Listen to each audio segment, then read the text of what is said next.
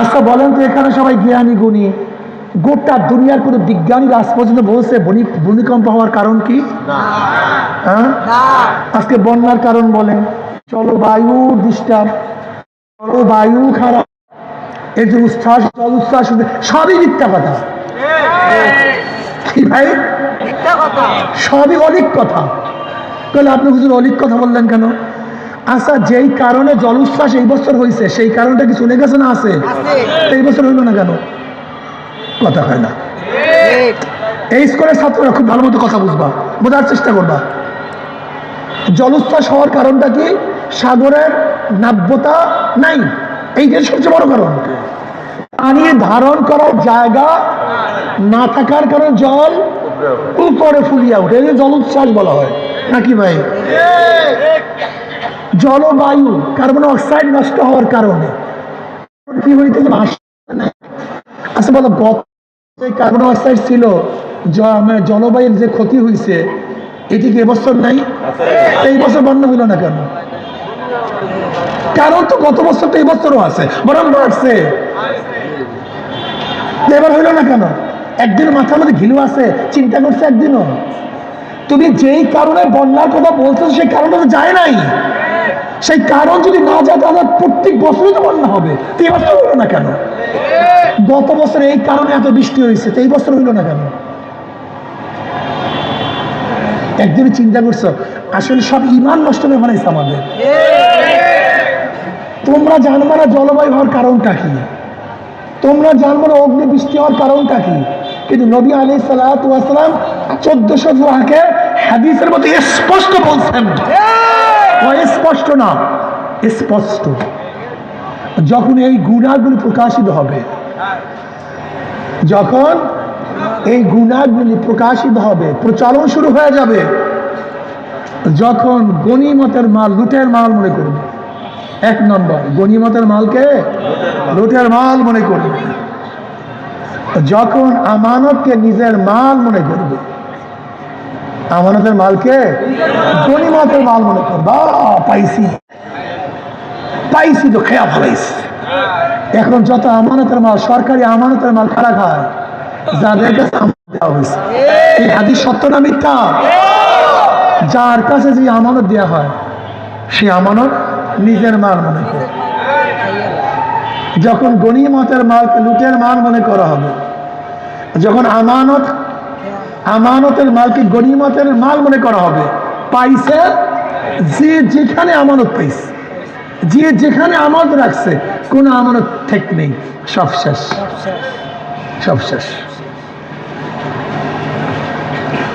যখন জাকাতকে জরিমানা মনে করবে, এত টাকা আমার জাকাত কে নির্ধারণ করছে, আহারে জরিমানা মনে করবে জাকাতকে।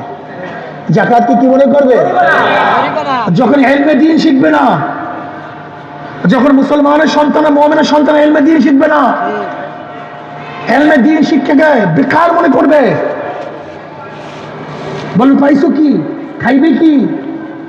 ইলমে দ্বীন যারা শিখবে তাদেরকে তাচ্ছিল্য করবে, অপমান করে, অপদস্থ করবে। অতএব জাহেলের জানা উচিত, যেই একটা ছাত্র, যেই সন্তান মাদ্রাসার ছেলে 1 বছরে 30 পারা কোরআন তেলাওয়াত করে, ও যে কোনো জায়গায় বিসিএস ক্যাডার হতে পারে, কোনো সন্দেহ নাই। কিন্তু সব কিছু বাদ দিয়ে ওই দিন শেখে, ইলমে দ্বীন শেখে আল্লাহকে পাওয়ার জন্য, এই মানুষকে দাওয়াত দেওয়ার জন্য। যখন মুসলমানের সন্তানরা, মুমিনের সন্তানরা ইলমে দ্বীন শিখবে না, বরং বদ্দীন শিখবে, যখন মানুষ স্ত্রী পায়রবি করবে, কথা শুনবে, আর মাকে অপমান করবে, অপদস্থ করবে, মার কথা মানবে না, যখন বন্ধুকে, অন্য বন্ধুকে বন্ধু মনে করবে, আর নিজের বাবাকে শত্রু মনে করবে, এই ঘটনাগুলি নাই না? এই হাদিসের সাথে মেলে কি মেলে না? যখন বাবাকে বাবা মনে করবে না, শত্রু, দুশ্মন মনে করবে, স্ত্রীকে প্রাধান্য দিবে কিন্তু মাকে প্রাধান্য দিবে না। নাই হাদিস, এই ঘটনা নাই? যখন মসজিদের মধ্যে দুনিয়াবি সব শোরগোল শুরু হয়ে যাবে, যখন মসজিদের মধ্যে উচ্চ স্বরের দুনিয়ার কথা বা কর্তা শুরু হয়ে যাবে, যখন পাপিষ্ট ব্যক্তিরা যখন পাপিষ্ঠ ব্যক্তিরা, গুনাহগার ব্যক্তিরা কওমের নেতা হবে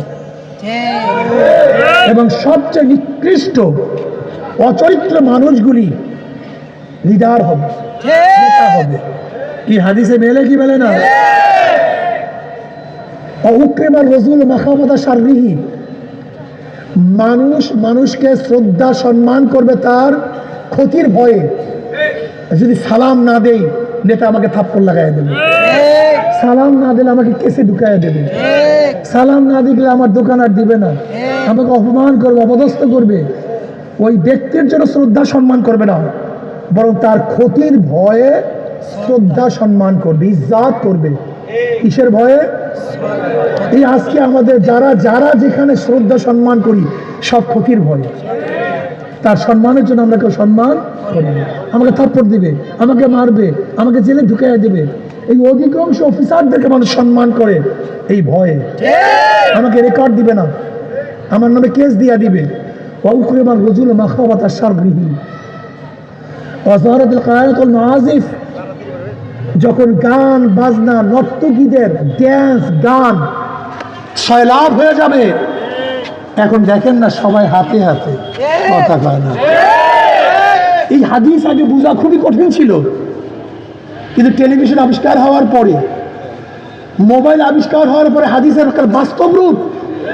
ওয়াজারাতুল কায়াতুল মাআজিফ, যখন বাদ্যযন্ত্র নর্তকীরা ড্যান্স গান সয়লাভ হয়ে যাবে, প্রসারিত হবে, যখন মদ পান আম হয়ে যাবে, নেশা।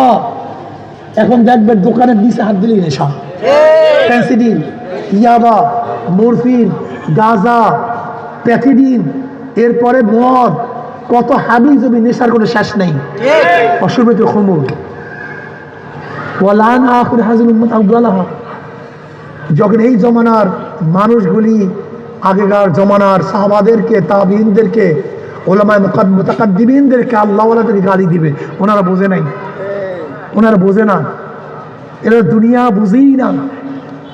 যখন এই বর্তমান উম্মতেরা আগেকার জমানার উম্মতের গালি দিবে, ফলে ইয়াতাকু ইনদা যালিকা রিহান হামরা, অপেক্ষায় থাকো আগুন বাতাসে।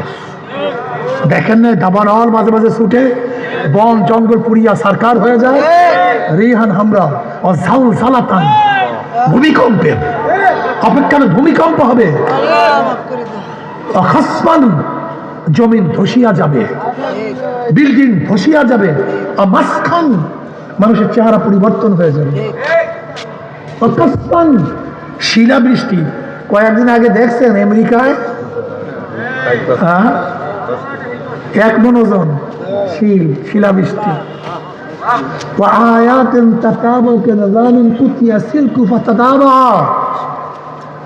একের পর এক গজব, এর জীবনেও শুনি নেই, অ্যানথ্রাক্স শুনি নেই, তারপরে কোভিড শুনি নাই, এরপরে এখন ডেঙ্গু, আমরা জীবনেও আগে জানতাম না। কথা বলেন না কেন? একের পর এক গজব, একের পর এক।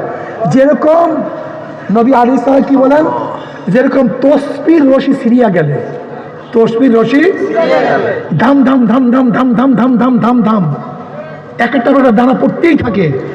এইভাবে একটা পর একটা গজব, একটা পর একটা গজব, একটা পর একটা গজব আসতেই থাকবে। পারলে ফিরাও, পারলে ফিরাও। মাত্র 10 সেকেন্ড নাড়া দিছে, মাত্র। আমার মাওলাকে চেনো না? আমার মাওলা কে?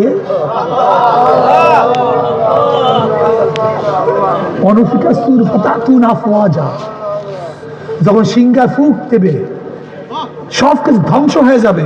ইজা সামাউন ফাতারাত, আসমান ফেটে যাবে, সমস্ত পাহাড়গুলি পর্বতগুলি পেজা তুলার মতো উঠতে থাকবে। সে অপেক্ষা করো। ইসলাম মানবা না, ইসলাম বুঝবা না, কখন কি হয়ে যায়। ওয়াইজাল উহুশ হুশিরাত, যখন কিয়ামতের ময়দানে কিয়ামতে শুরু হয়ে যাবে, বন্য জানোয়ারগুলি মানুষের ভিড়ের মধ্যে চলে আসবে। বাঘ চলে আসবে মানুষের ভিড়ে, কিন্তু বাঘের খবর নেই, আমার সামনে মানুষ, আর মানুষের খবর থাকবে না, আমার সামনে বাঘ। ওয়াইজাল উহুশ হুশিরাত, যখন বন্য জানোয়ারগুলি মানুষের সাথে ভিড়ের মধ্যে চলে আসবে। কি বয়ান করব কোন? আমাদের কাছে তো ভূমিকম্পের দলিল আছে, কেন ভূমিকম্প হয়, কিন্তু তোমাদের কাছে ভূমিকম্প হওয়ার কোনো দলিল নাই। আগুনের বাতাস কেন হয় আমরা জানি, শিলাবৃষ্টি কেন হয় আমরা জানি, এই অতি খরা কেন হয় আমরা জানি, অতি বৃষ্টি কেন হয় আমরা জানি। এত গজবের পর গজব, গজবের পর গজব, আযাবের পর আযাব, সবই গুনার কারণে।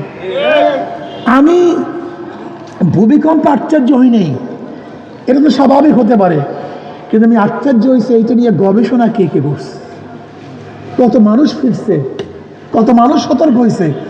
আমি দেখি না কেউ সতর্ক হয়েছে, আমি দেখি না। নবী রাসূলগণ দুনিয়াতে কম্পিউটার আবিষ্কার করার জন্য আসেন, এই মানুষ শুধু অমানুষ থেকে মানুষ বানাবার জন্য আসছে। আচ্ছা বলেন তো ওমারের মধ্যে কি পার্থক্য হয়েছে, কি পরিবর্তন হয়েছে? সেই পরিবর্তন বলেন তো কি? জোরে বলে। কলবের বয়ান শোনেন বর্তমানে? নেই, কলবের কোনো বয়ান নেই, কলবের কোনো আলোচনা নেই, কলবের আলোচনাই নেই। কলব অথচ সবচেয়ে দামি কলব। দেখেন বেলালে হাফসির মতো গোলাম, নিজেও গোলাম, বাবার গোলাম, দাদার গোলাম, কালো কুচ্ছিত, 1 টাকার মালিক না, 1টা টাকার মালিক না, 1 টাকার মালিক না। কিন্তু এই বেলালে হাফসি যার দুনিয়ার কোনো মর্যাদা নাই, দাম নাই, মেরাজের রজনী জনাবে মুহাম্মদ রাসূলুল্লাহ সাল্লাল্লাহু আলাইহি ওয়াসাল্লাম পায়ের আওয়াজ পান। জিব্রাইলকে বললেন, ভাই জিব্রাইল কার পায়ের আওয়াজ? বলে বেলালে হাফসির পায়ের আওয়াজ। বেলালে হাফসি হাতে জমিনের মধ্যে, পায়ের আওয়াজ আরশের মধ্যে, হাতে জমিনের মধ্যে।